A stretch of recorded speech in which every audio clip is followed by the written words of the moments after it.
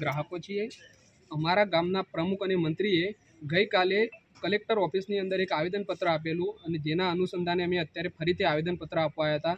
એની અંદર એમને જે કોઈ આક્ષેપો સંઘ ઉપર કર્યા જે તદ્દન ખોટા છે।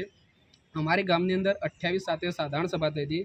સાધારણ સભાની અંદર 9 સભ્યોની બિનહરીફ વરણી થઈ ગયેલી, જે ગામના લોકોએ જાહેર કરી દીધા હતા। 2 સભ્યોની અંદર વિવાદ ઊભો થયો હતો। તો 2 સભ્યોની અંદર જે દિવસ સાધારણ સભા હતી એ દિવસ કામ પૂર્ણ ના થયેલ, તો એની અંદર ગઈ વખત સાધારણ સભાની અંદર ચેડો થયેલો, એના અનુસંધાને ગામના લોકોએ જ એક લેખિત અરજી આપેલી હતી અને કર્મચારીઓ ઠરાવ બુક લઈ ગયા હતા।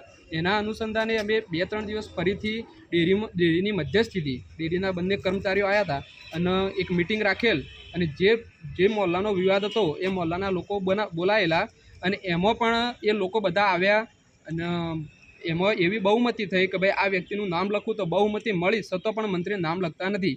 એમાં એવું હતું કે એમના મન માનીતા વ્યક્તિનું નામ ના આવ્યું તો એમને એ મંજૂર રાખેલું નહીં। પછીથી એમને બંધ બારણે એક જિલ્લા રજિસ્ટ્રારમાંથી ચૂંટણી લાવેલા અને ચૂંટણી લાવીને પોતે બિનહરીફ થઈ જાય છે, જે તદ્દન ખોટું છે। અને એના અનુસંધાને અમે બોર્ડ ઓફ નોમિનીઝની અંદર અરજી કરેલ છે। દાવા નંબર 133/2024 છે। જે અનુસંધાને બોર્ડ ઓફ નોમિનીઝ જે નિર્ણય આપે તે એમને યોગ્ય છે। અને એના પછી એમને એક બીજો સંઘ ઉપર ખોટો આક્ષેપ કરેલ કે અમારું પેમેન્ટ સ્ટોપ કરે। તો પેમેન્ટ સ્ટોપ કરવામાં પ્રશ્ન એવો હતો કે સંઘના કર્મચારીઓ વારંવાર ડેરીની અંદર એમને એવું લાગેલ કે ઉચાપતનો પ્રશ્ન લાગતો હોય, એના અનુસંધાને એ લોકો